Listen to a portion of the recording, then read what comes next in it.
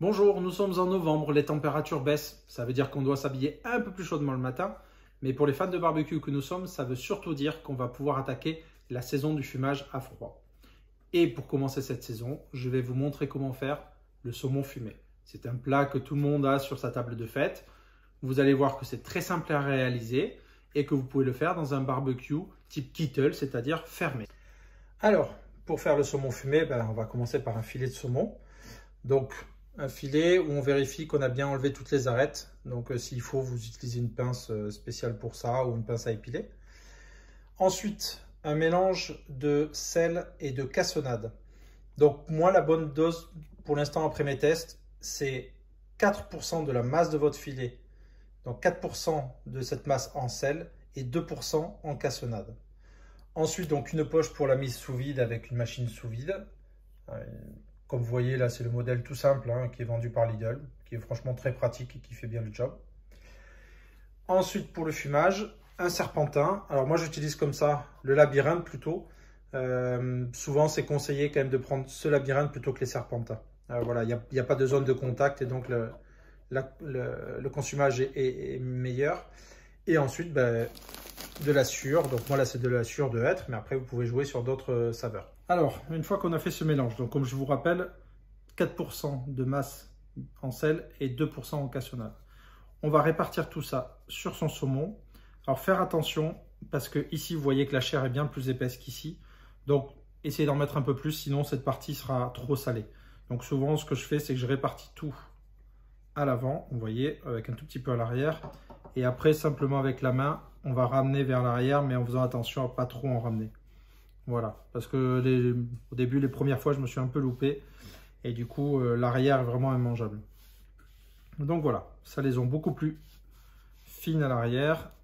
Et là, on laisse l'épaisseur. On n'a pas besoin de grand chose, vous voyez, ça fait une toute petite masse, mais le fait qu'on le fasse sous vide permet de faire d'énormes économies en sel, parce qu'on peut le faire en recouvrement, c'est-à-dire qu'on va recouvrir de gros sel et de cassonade, mais là on est sur 1 kg quasiment de mélange. Donc, alors que là vous voyez, je suis à, pour un filet de 620 grammes, 630 grammes je crois, j'ai 26 grammes pardon, de sel et 13 grammes de cassonade. Alors maintenant j'ai mis mon saumon dans la poche et je vais donc actionner la machine. Alors par contre, comme c'est du saumon, donc je vais utiliser le mode humide, voilà, pour essayer de récupérer un maximum d'humidité. Et après, donc, aspiration et fermeture. Alors, je vous ai évité le bruit de la machine, parce que c'est pas forcément le plus agréable. Donc, voilà mon saumon. Il est donc sous vide. Il y a le sel et la cassonade dessus. Alors après, si vous avez des idées, on peut parfumer le saumon, si on désire. Maintenant, je vais le mettre au frigo et il va y rester 36 heures. Voilà, quand on est sous vide, c'est 36 heures. Quand on est en recouvrement, c'est 24 heures. Voilà. Et on se retrouve dans 36 heures. Nous voici 36 heures plus tard. Le saumon, pour rappel, était sous le sel et la cassonade sous vide. Maintenant, on va le rincer sous l'eau, juste sous un filet d'eau, l'éponger avec du sopalin. Et ensuite, on va le poser sur une grille et laisser au frigo au moins 24 heures. Donc, j'ouvre ma poche.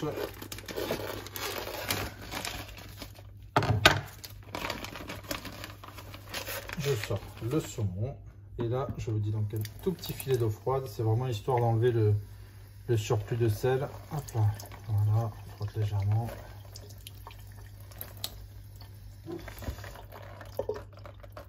Voilà, et on va maintenant l'éponger sur le sopalin. Donc on pose comme ça et on tapote pour enlever des excès d'eau qui resteraient.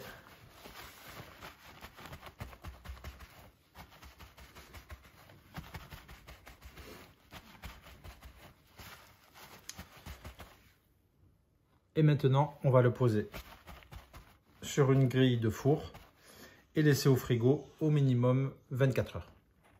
Alors, on continue. Le saumon a séché dans le frigo pendant un peu plus de 24 heures.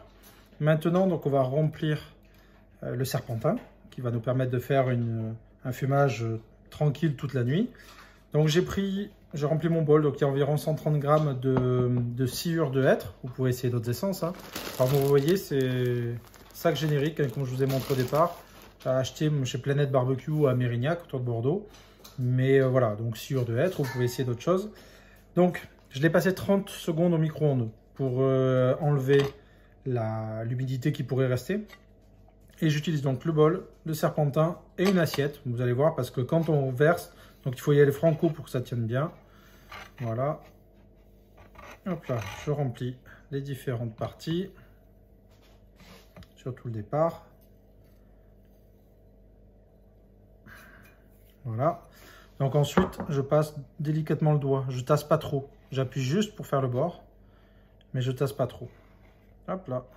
Comme ça, ça remplit. Voilà, donc j'ai fait un premier passage. Donc là, je vais récupérer la sciure. Et puis, ben, vous comprenez que on va faire ça 2-3 fois à peu près pour bien remplir le serpentin. Alors après, une fois que j'ai par contre sorti la sciure du sac, je la remets pas dedans. Je préfère pas. Les serpentins, alors celui-là, je trouve vraiment pratique. Moi, depuis que je l'ai, il est vraiment top. Les nuits se passent bien, les fumages, voilà, m'a jamais posé de problème. Je pense que c'est grâce à la forme. Après, voilà, ça je l'ai trouvé sur Amazon, hein, celui-là, ça doit coûter 35-40 €. Et voilà, donc vous voyez, on a pas mal rempli. Donc, encore une fois, pas trop tassé. Je vais faire le troisième petit passage, histoire de bien finir, mais vous voyez qu'on est déjà pas mal. Donc le début, j'en mets un peu plus parce que c'est là qu'on va allumer. Voilà, je regarde, mais on est bien là. Voilà, dernier petit passage. L'avantage voilà, du serpentin, c'est que les parois ne se touchent pas. Donc ça risque pas de communiquer contrairement à l'escargot.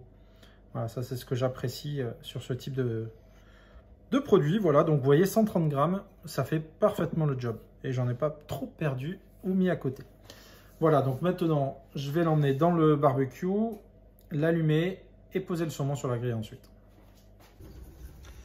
Donc, bon, la température, comme je vous disais au début, il ne faut surtout pas que la température à l'intérieur du barbecue dépasse les 25 degrés. Donc, on prend une marge de manœuvre. Moi, je préfère être en dessous des 20 même.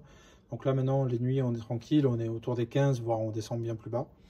Bon, il ne faut pas descendre en dessous de 0. Donc, là, je l'ai mis sur la grille à charbon avec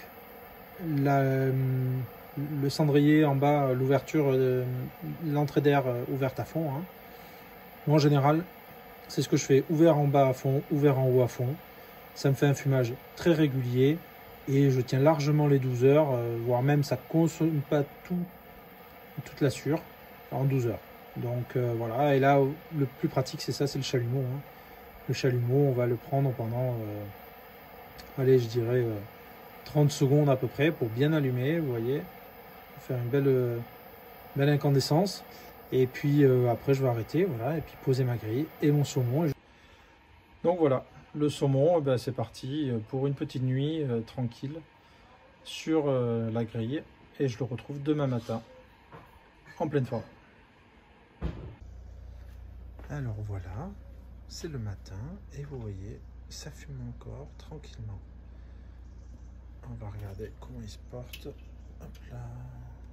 Il se porte très bien ce saumon. Donc je vais le laisser encore une petite demi-heure, le temps de prendre le petit déj aussi. Et puis je vais le ressortir et l'emballer dans du cellophane pour que les fumées pénètrent bien dans la chair. Bon, et bien voilà, le fumage est terminé. Donc il a passé 12 heures dans le barbecue, un fumage sans problème. Maintenant, c'est la partie la plus difficile du travail qui va commencer. Donc vous voyez, je l'emballe, comme je disais, dans du papier cellophane pour bien que voilà, les fumées pénètrent la chair, qui se repose tranquillement. Et comme je vous disais, c'est la partie la plus difficile parce que pendant 5 jours, enfin entre 3 et 5 jours, il va être dans le frigo, à se reposer comme ça. On ne doit pas y toucher. C'est ça qui est très difficile. Et les enfants n'arrêtent pas de me le rappeler tous les jours. Quand est-ce qu'on goûte? Quand est-ce qu'on goûte? Parce que je peux vous assurer que quand ils ont goûté à ça, ben voilà, ils veulent plus que ça. Bon, comme je vous ai dit, là maintenant, il va se reposer pendant 3 jours. On va attendre entre 3 et 5 jours pour le déguster. Donc, comme vous voyez, c'est une recette vraiment très simple à faire. Il faut la prévoir un petit peu à l'avance, respecter certaines règles. Le dosage du sel, vous allez trouver vous-même vos propres réglages. Moi, je vous dis 4% de sel, 2% de cassonade. Pour nous, c'est le bon dosage. 12 heures de fumage. Là aussi, on a testé 12 heures et 2 fois 12 heures. Il y en a qui aiment le goût un peu plus prononcé. Et puis après, si vous avez d'autres essences à essayer, dites-le moi en commentaire. Voilà. N'hésitez pas à venir sur la page Instagram Le Geek Gourmand, où je partage plus régulièrement des recettes. Très souvent autour du barbecue ou autour du Thermomix. Donc n'hésitez pas à venir et puis à me dire s'il y a des recettes que vous aimeriez voir. Voilà. Merci à vous et puis à très bientôt. Au revoir.